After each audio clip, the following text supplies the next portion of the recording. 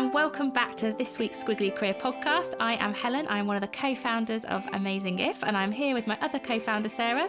Hi everyone. And this week we are going to be talking about growth mindset, which is something that Sarah and I feel like we've actually talked about it probably every podcast episode we've done, but we've never actually talked about it other than just sort of mentioning how much we love growth mindset. So this is the episode where we're going to talk about how you put growth mindset to work, and we're going to cover what it is, why it's important in squiggly careers, and some of the moments that growth mindset really matters in your career. But maybe before we get into all of that, we should probably just tell you a little bit about what Amazing If do and what the Squiggly Careers podcast is all about before we get into the detail. So Sarah and I set up Amazing If about 5 years ago. We are rapidly approaching our 5th birthday. Hooray. Yeah, hooray! With a mission of helping people to develop the skills they need to succeed in a squiggly career. And a squiggly career is one that is full of lots of change, moving around different jobs within the company or even outside of different companies. It can feel a bit uncertain. It's full of opportunity, but it's full of opportunity if you've got the confidence and the skills to navigate it. If you haven't, sometimes it can feel a little bit scary and that your career is kind of in control of you. And we wanted to help people take back that control. And that's very much what we do. And this podcast is one way in which we do that. So it's a weekly podcast. We've covered topics like networking, difficult conversations, grit, all kinds of things. Values. Oh yeah, flexibility. that's been one of our most popular ones on the values one. So yeah, we take requests. That sounds like a DJ. We take requests, but we do. We listen to you on email. We listen to you on Instagram. We take your suggestions really seriously because we do this for you, our community. So if you have any suggestions, let us know. We'll give all the contact details at the end. So I am going to hand over to Sarah a little bit to talk a bit about what growth mindset is. Well, I feel like growth mindset is actually something that I always knew existed, but then Carol Dweck, who's the researcher who's kind of termed the concept, actually has given a name to something. So, it's almost a relief when you read something and you think, oh, that's what that is. That's what I think growth mindset is. I think she's brilliant and probably been the most influential person that I've come across in terms of learning and development, a concept that I think everyone can apply. And when you understand it, it can really revolutionise yourself, the teams you're in, and loads of organisations like I think Microsoft, which maybe you'll talk about later, are actually adopting it now as part of their philosophy in terms of how they think about learning and development. And actually Sainsbury's, particularly in the last probably 18 months before I left, were really embracing growth mindset. So it's something that is definitely good to be on the front foot for, both selfishly for your own career, but also it's good to be in the know for your organisations. And also, do you know what I love about Carol Dweck? I was stalking her a little bit. So her book, the big book that she wrote in 2006, big in terms of it was popular, not it's a tomb, but it was Mindset, the New Psychology of Success. And her talk, her TED talk was in 2014 on the power of believing that you can improve, which has now got over 8 million views. What I love about her is she's not that cool. So she's, there are a lot of... Poor Carol. No, I know, but I think she's just really authentic. There are quite a lot of like trendy theorists who have big Instagram followings and all that kind of stuff, all of which is lovely. And I follow them all and like what they do. But Carol Dweck is just like a really serious researcher. She's proper hardcore academic, isn't she? That's why. Absolutely. Yeah. And she's not trying to be anything else. She's not actually trying to be some kind of popular star. She's just sort of publicising her research. She's 71, I think, this year, and I just think... Is she? Yeah, I know. She looks really good for that. I know, and I just think it's quite nice to have these kind of different people who are contributing such important ideas, and I just like the fact that she is just staunchly academic and just stays kind of in that box and has such amazing work. Well, there you go. She's got a new fan. Yeah, big fan. New super fan. So let's describe the difference between growth and fixed mindset so people can just start to get a sense for what the two things are. And actually, I'll also describe them using an analogy because I think this is one where it's a really helpful way of describing the two different things. So when I think of growth mindset, I always think of sponges and being spongy, because I think people who adopt a growth mindset are people who are spongy in terms of they always absorb everything, want to learn, believe that you can always learn, always get better through effort, dedication, taking time to learn. And they're people who, I suppose, a really work in progress. There's never a kind of finish or I'm done. They don't set limits on themselves in terms of where they can get to. And then as a result, they achieve so much more. So it's rather than saying, I can't do that, people who are very kind of growth mindset, very spongy, would say, I can't do that yet. And actually, my previous boss, who learned about growth mindset probably after me, like really got into this habit of if I ever like said something like, oh, you know, I find that quite difficult, she'd be like, you find that quite difficult at the moment. And she like really enjoyed like adding these like little bits on, but it was a really good reminder. So that's kind of growth mindset.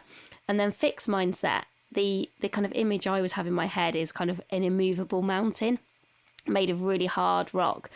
And when you're in fixed mindset mode, you just think you are who you are.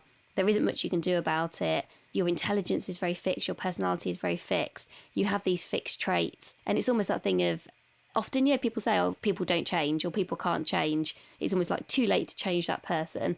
These people don't like feedback. They find feedback very difficult and wouldn't see that as an opportunity to kind of learn or to grow.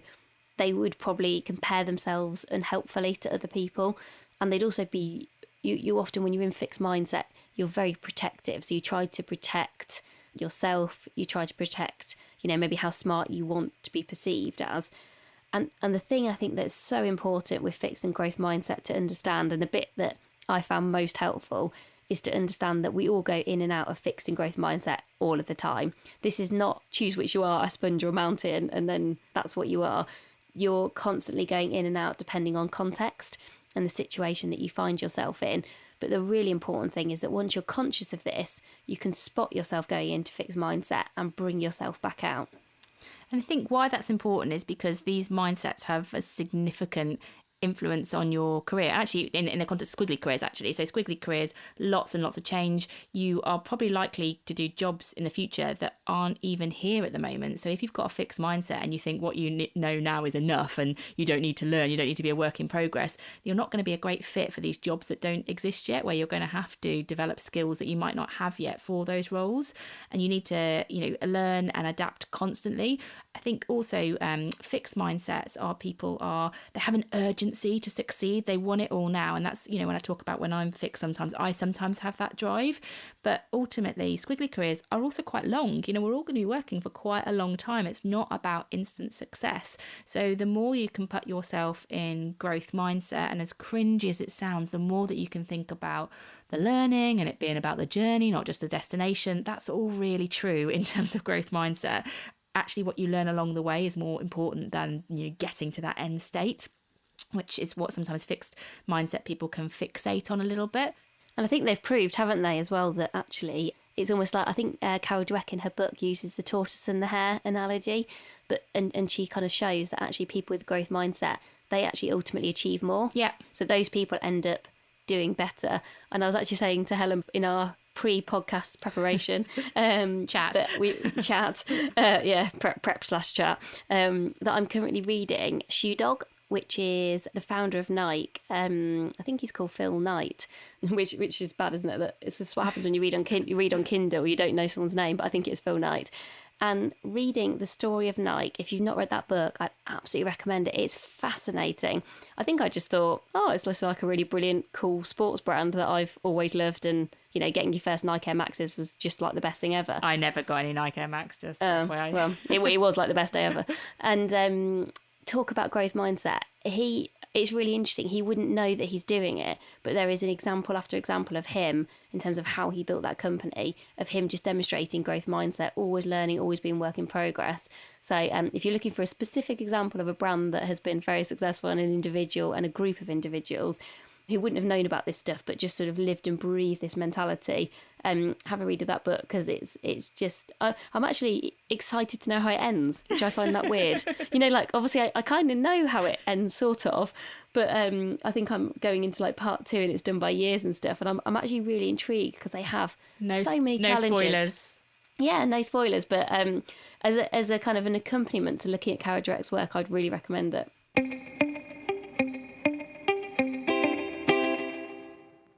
So before we go on to the career moments when your mindset really matters, when it can really make a big difference for you at those kind of squiggly points, we thought we'd share our own experiences of when we are particularly spongy or when we're particularly rock-like or, you know, growth or fixed, just to reiterate the point that, you know, Sarah and I are we love this stuff. It's what we do as much as we can do, and we talk about this all the time. And we are also fixed people. We are spongy, we are growth mindset people, but we also have moments when we're really fixed. And I think it's really important, as Sarah talked about earlier, that you kind of operate on this continuum. And we thought we'd talk a little bit about ours. So maybe if I go first. So in terms of growth mindset and how I set myself up for that, I have some, I don't know, habits, rituals, I don't know what you call it, but I journal every day. I'm quite a reflective person. So in the morning, I do a page of journal. I've got like is it Moleskin or Moleskine? Don't know. But, the Moleskin book. I would always said Moleskin. Moleskine. Moleskine anyway, sounds posher. Whichever it is, let us know. But I have a page of that every morning. It's like an A4 page. And I write down, I get up particularly early and I write down just my thoughts, where my head is, what I want to achieve, all kinds of stuff. I write down what I'm grateful for in that. So that for me is one way that I build a bit of reflection every day into it. I tend not to do it at the weekend. That's the only thing. I have a bit of a break then. I'm also particularly good at exploring new opportunities. So, for example, new jobs, I'm very open to. I don't consider myself as defined by the industry I'm in or the particular job that I'm doing at the moment. Like I know some people who will, when they're looking at new jobs, they will literally just search for the job that they're doing at the moment and almost like limit the things they're looking for. Whereas I'm much more open to what's a job that might be stretching or that I could learn more in, and I kind of have that sponginess and just naturally within me, particularly when I'm exploring new opportunities. However, I am quite fixed. I can see myself being fixed when I'm under pressure. So I almost close down. So that could be time pressure. I've got to get something done really quickly. And when I'm fixed in that moment, what that looks like is I don't invite other people's contribution. So let's say I've got a project that has to be done by the end of the week, and it's quite an important project to me for whatever reason. I will just put my head down and think, it's not that I think I can do it best, but I'll just shut other people out to get it done. And that's quite fixed because actually I could probably I might be able to do it quicker with the help of other people. I would probably definitely be able to do it better. But any element of time pressure or like success pressure, if you will, that tends to put me into fixed mode where I kind of shut off other people's contribution. So it is very helpful for me to be aware of that because I can almost just take a deep breath and think, you need to sort of get into growth a little bit more, and I can maybe ask a question of other people, just almost force myself to accept some contribution. But that is quite hard for me. That's definitely when I swing into fixed. What about you? Well, there's a really good infographic that we'll post as one of the links in terms of the resources after the podcast, which summarises when you're in fixed versus growth mindset, how you respond to kind of 5 different areas. And I always find those really interesting to look at. So there's 5 areas are how you respond to challenges, obstacles, which sounds quite similar to challenges, to be honest, effort, kind of how you perceive putting in effort, criticism, and then the success of others. And I think for me, where I'm sort of most in growth mindset is often when there are challenges or obstacles, because I often find them quite interesting in terms of thinking about different ways of doing things. I like creating things and I like experimenting.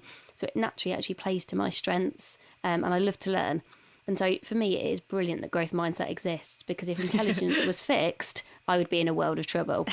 Because people sometimes, I think, do assume certain people in certain jobs have, you must have like a really high level of like IQ type intelligence. And I am pretty confident that my IQ intelligence wouldn't be that high, but I do think my growth mindset intelligence would be high. And that's because I do have a kind of strong desire to learn, to make things better, to make myself better, to make organisations better, teams better, to help individuals do better work. So that's often when I'm kind of at my most kind of growthy, is an opportunity to kind of make something better. And again, there's a really good book that a guy called Adam Morgan wrote called Beautiful Constraints, which again is all about this idea of going, don't see constraints as a bad thing, just see them as an opportunity to do something different or to experiment. And I kind of really like that attitude, and that really appeals to me. So that's when I'm kind of very growthy.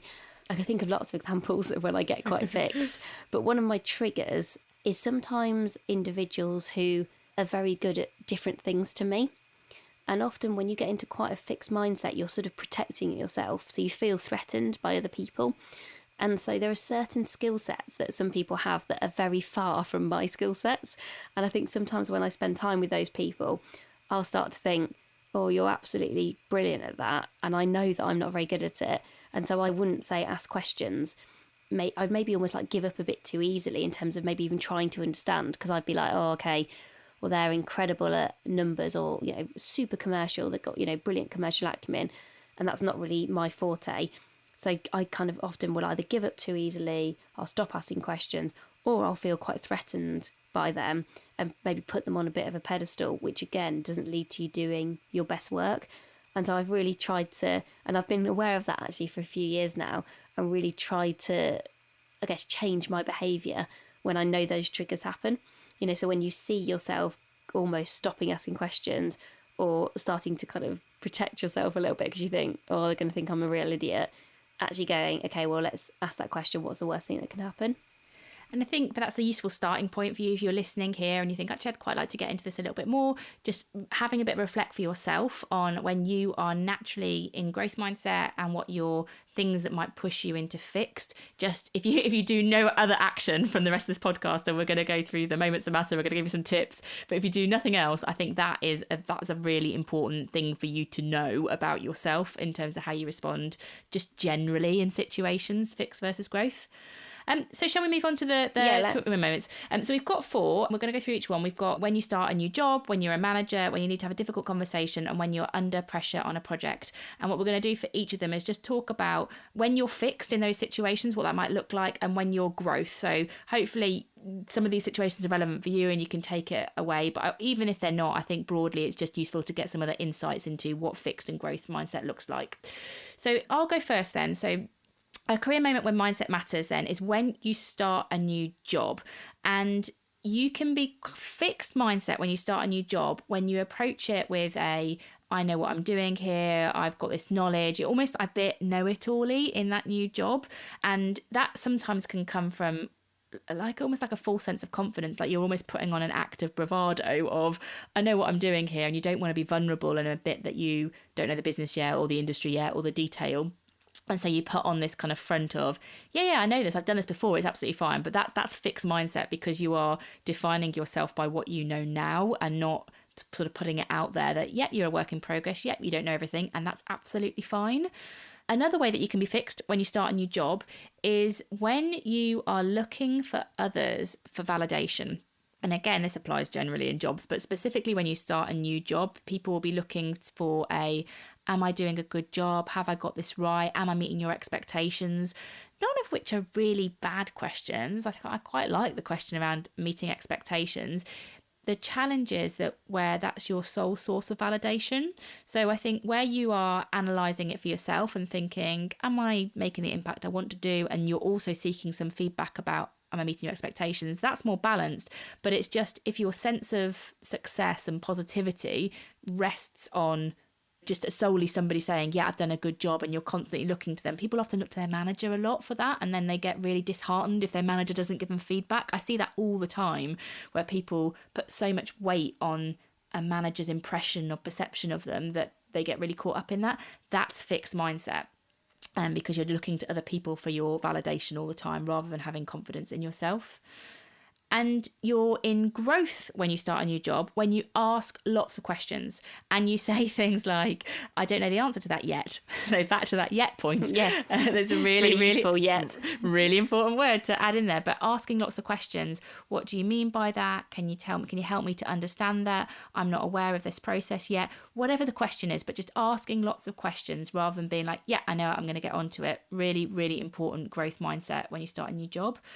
Also, seeking early feedback on your impact. So a lot of people with a fixed mindset won't invite feedback. This is different to that validation point because it's about getting kind of a breadth of feedback rather than maybe just looking to one point for one person, particularly a manager, for validation. But when you're starting a new job, because you might be fearful of inviting criticism, if you've got a fixed mindset, it's much more growth mindset to, in your first month, ask 5 people about the impact that they've made. We, Sarah and I, often use a really simple feedback mechanism and what's working well and what would be even better if. That is a very quick feedback tool that you can use in a new job, very growth mindset, and helps you to get some feedback and be really open to being work in progress and developing. Yeah, and I think that the feedback point is hard because it depends what kind of culture you're in. And I think if you're in a culture where you feel like no one else is asking for feedback, you being the first one to do that can feel quite tough. But you don't need to do it in a really formal way if there are not kind of systems in place. It can just be through having a really informal conversation with someone after a meeting or after a bit of work that you've done to say, what was the most useful thing about that piece of work? Is there kind of one thing you think I could do a bit better that would really help you if I did that on this project? So you can make it very conversational. It doesn't need to feel really formal. But people who've got this brilliant kind of growth mindset do look for lots of different sources, I think, of feedback, regardless of kind of the cultural context I think they find themselves in. So should we move on to the next one, which is when you're a manager? Yes. Yeah. So I think when you're a manager, often you can actually get even more fixed, because when you're elevated into kind of more senior positions, I do think, the whole imposter syndrome thing sometimes kicks in, and people try to sort of protect themselves or think they need to be perceived as being perfect. So I think you can be fixed in that way. You can also be fixed if people in your team maybe do things in a different way to the way that you do them, and almost kind of going, no, it's kind of my way or the highway, that kind of attitude, which when you say it like that, it sounds like, oh, well, no one would ever do that. But I think we can probably all think of examples of where you basically end up sort of telling people to do things in exactly the way that you would have done things. And actually, in that Shoe Dog book, there's a really good quote from Phil Knight who talks about you should be really clear about what you need people to achieve, but give people complete freedom on how they do it. And I think that's a really growth mindset statement. So much so that I did my first ever Kindle highlight, which I got very excited about. I know. I was like, oh, this is what's happened. This is what I've turned into. What are you going to do? You're going to look back at your one highlight? I don't know. I just thought, I wanted to remember it for the podcast I was preparing. It's now highlighted on the podcast. Yes, exactly. And I think the other thing when you're a manager is to invite feedback is actually quite hard to do. I do think you get less and less feedback often the more senior you become. So if you are given feedback and you then get defensive, the likelihood is people are not going to give you any more feedback because they'll just think, well, they don't want it or they didn't respond particularly well.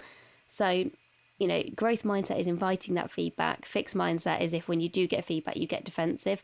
It's really important, I think, when you get feedback that you're very spongy, that you take it, you think about it, you reflect on it, even if it's really hard feedback to get, and think about what you can take from it, what you can do differently. When I was at Microsoft, I got some feedback that I definitely got defensive about, but I got internally defensive because I kind of know this stuff. I was a bit like, yeah, I do that sometimes.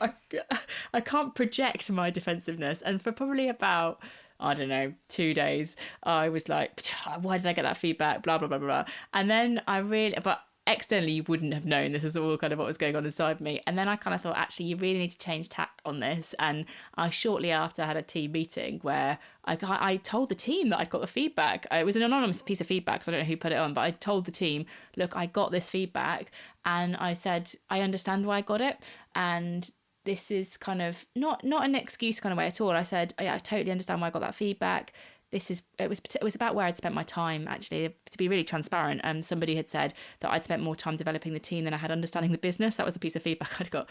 And I got a bit defensive about that because I thought, well, that was my priority and that is what's important to me. But actually it's true. It's totally true. And that's not necessarily right to everybody. And I just said to my team, I understand why I got that. It's correct. I have found it really hard to get my head around this detail. And so I probably gravitated. But it took me 48 hours to turn off the defensive internal thing to be able to switch that into a growth mindset piece. It's not, this stuff isn't always easy. So just being honest. And I think as a manager, when you're in real growth mindset, is when you put success of your team and of all the people in your team almost ahead of your own.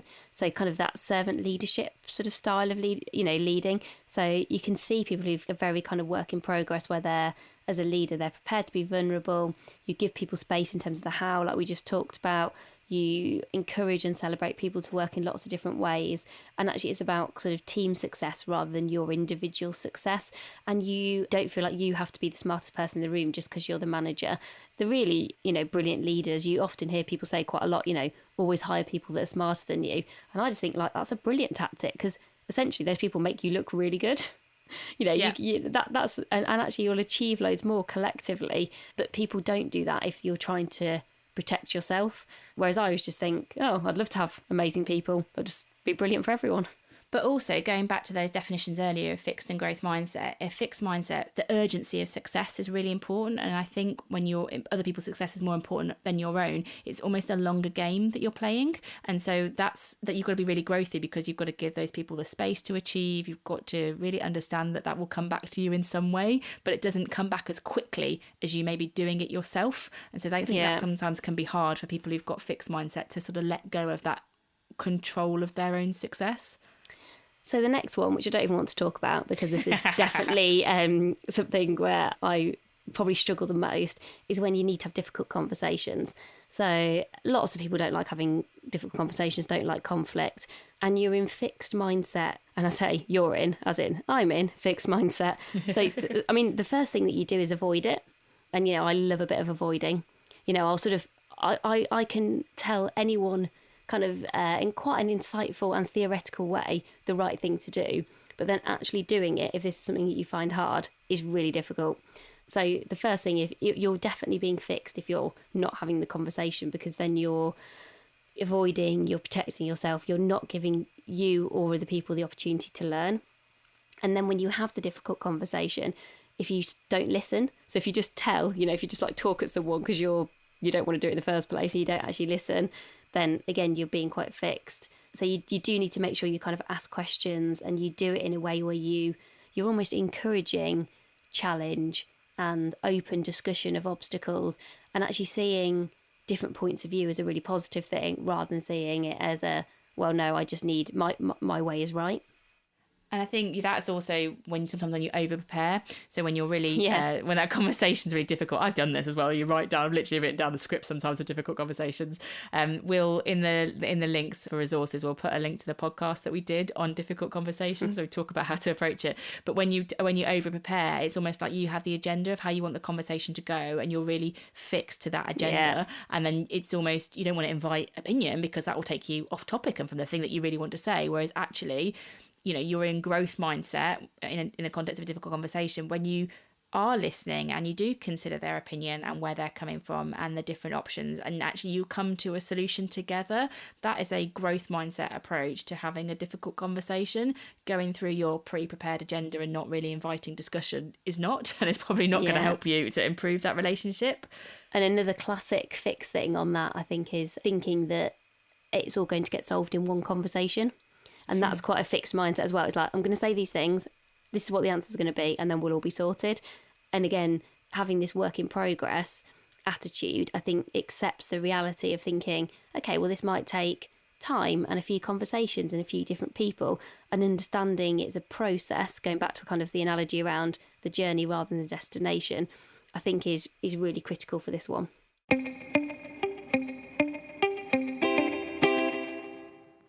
So the last one then, in terms of moments that matter for growth mindset, is when you're under pressure on a project. And I've talked about this one a little bit because this for me is a particular trigger for when I'm fixed.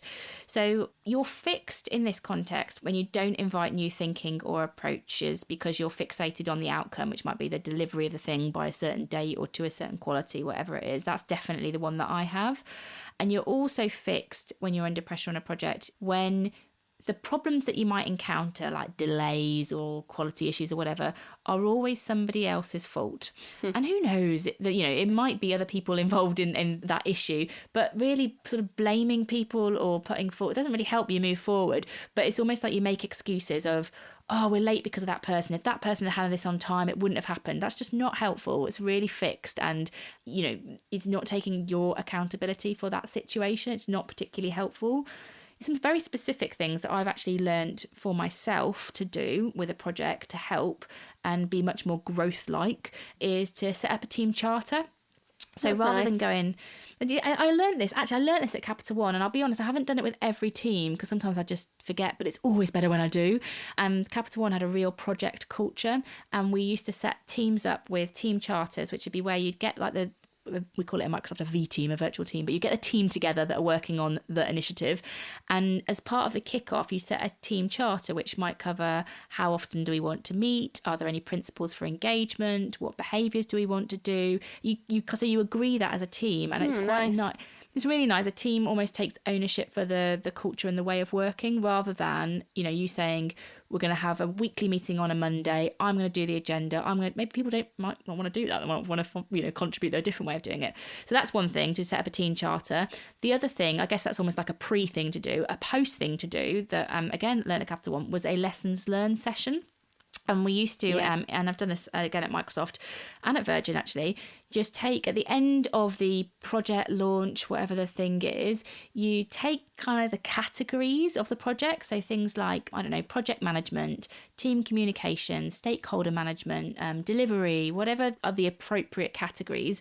And you just divide, we used to do this on flip charts. So you get a big room, get flip charts up, have each of those topics at the top of a flip chart, and then have what worked well at the top of the flip chart, even better if, and give everybody post-it notes and give them the opportunity to write down what went well, even better if, against all those different categories, and just spend an hour talking about it. Ideally, try and think about, okay, well, in that even better if, that forms the basis of the kickoff for your next project. So it almost has that action element, but it's just a moment for listening and thinking about how you might want to approach things differently, and not being all about you. And they are things that I've definitely taken on board when I am part of teams, or if I'm leading a team, so that it's not all, my agenda, gotta get it done, just in my single way of thinking about it. Yeah, and I think they're both really practical things. I'm very good at the lessons learned second bit of the growth mindset.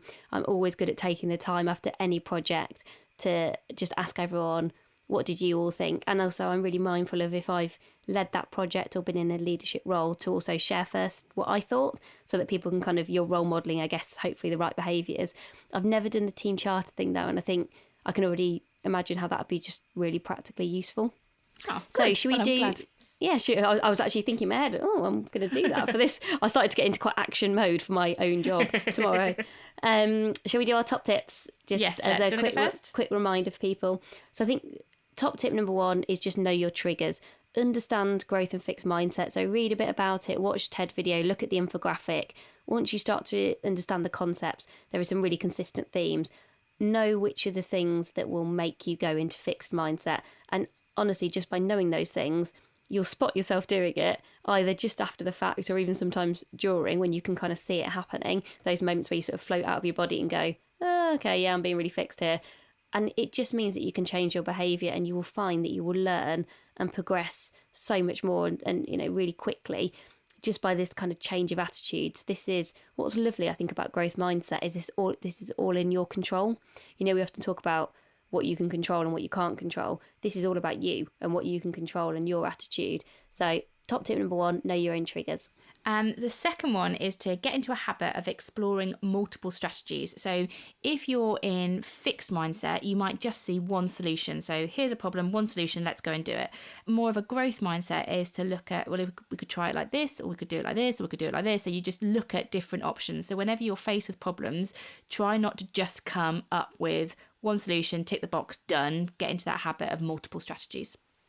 And the third top tip is try and be a growth mindset role model. You don't have to call yourself that if you don't want to. But just be really honest about how often you go into fixed mindset, and then share that with other people. I talk a lot about growth mindset to people. I will try and make sure that I share probably more of the fixed mindset moments than I do the growth mindset moments, because I think you learn more from the fixed mindset moments. And if I can share that with other people, and they know that, okay, well, Sarah is evangelical about this stuff, and she still doesn't get it right all of the time.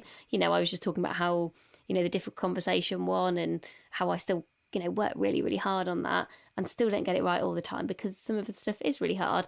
Then actually, I hope that by people hearing that, they think, okay, well then I'll try and role model and be, it's basically trying your best the whole time. That's essentially having that kind of attitude. I actually heard someone say that about parenting as really good parenting advice. As long as you're trying your best, that's all that anyone can ask. And I've decided that that's my new mantra for parenting, basically. So, but I do think that is the thing. If you are constantly trying to be in growth mindset, that is something you can control and that's all you can do. But if you can share that with other people, it's really powerful. And also a build on that being the role model thing is thinking about your language a little bit. So when you're saying things like, oh, I can't do finances, or oh, I can't do operations, or whatever it is, that's fixed. That's your kind of fixed mindset coming out in the words that you speak. And also think about a really positive one that we've talked quite a lot about on the podcast, that word yet. So try and use that word. I can't do that yet, is kind of as kind of just an addition to that can help. So the last tip we've got for you as well is to take risks in the company of others. And really what we mean by that is growth mindset is all about trying different things, not doing everything brilliantly all the time. That's fine, learning about it. But in order to do that, you're going to have to make sure you don't always do the safe, easy options that you know you're going to do really well. So for us, for example, on Amazing If, we often try different things that we don't know are going to work. Our whole starting point was a risk, really. We didn't know if anyone would come to our first course. We're doing online courses now. Hopefully that will be successful. But we will take these risks together because it's okay. If the worst outcome is that we learn and do something differently next time, it's fine. And it's all part of the journey. So just think about what risks might you take that maybe you're avoiding at the moment because you don't want to be, I don't know, perceived as someone who's not successful all the time. Just have a bit of an honest reflection on that. So resources then. We'll post loads of resources because there are so many. There's one that so we've mentioned someone here, lots of with Carol Dweck. I've also got a really nice one, 10 tips and tricks for a growth mindset team, which looks at like who you collaborate with, who you mentor, for example. That's quite a nice one with a team dynamic we've not talked about too much. And another one that I'll post as well is about again, I didn't go into this because I'm far from an expert, but about neuroplasticity, which is basically the concept of your intellect isn't fixed. You can develop it. Whilst it's, very formative in your early years as a child, even as an adult, you can develop your intelligence through neuroplasticity. So if you want to get into a bit deeper on the theory of that, there is a link for you, and we'll put it all on the website on www.amazingif.com when this podcast I've not read goes that. live. I'm going to read that. After the night book, obviously. That's the priority. I know, because I actually need to know what's going to happen. I'll let you all know. I mean, obviously, it's going to work. It's all going to work out, but it is really interesting. Right, so thank you so much, everybody, for listening. We continue to absolutely love getting your feedback, talking about growth mindset. So many of you take the time to get in touch with us to let us know you're enjoying it. Even that is absolutely fine. If you just want to say you're enjoying it, that absolutely makes our day. But also to give us ideas on things we could improve, other areas that we could cover. We really do this podcast because we want it to be helpful, practical, give you actions that you can take. So please do keep getting in touch. If you have the time and you can spare the time, reviews are super helpful for us. So wherever you're listening, whether it's on iTunes or one of the other like Overcast or wherever, if you can review us, that just means that we can keep doing it. It makes it more shareable with everyone. So if you get the time to do that, that would be fab. And next week, we're going to be talking about the impact of technology on work. And we'll definitely be taking a positive slant. So we'll be thinking about, how technology helps us to work smarter, better, enjoy what we do. Certainly, I don't think Amazing If would be here if it wasn't for lots of the technology that exists, because Helen and I don't ever live close together. That's just apparently is never going to happen. Sometimes it doesn't work for us. We'll do we'll do the pros and the cons. Yeah. And I think it's something that actually I've spent more and more time thinking about technology, because actually with almost the explosion of technology being applied to workplaces, you almost now have so many different options that it can also become a bit overwhelming.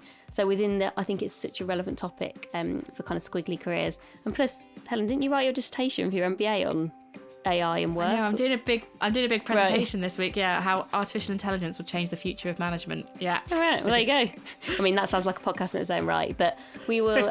We'll be back next week talking about that. But in the meantime, thanks for listening, and we'll speak to you next week. Bye for now. Bye.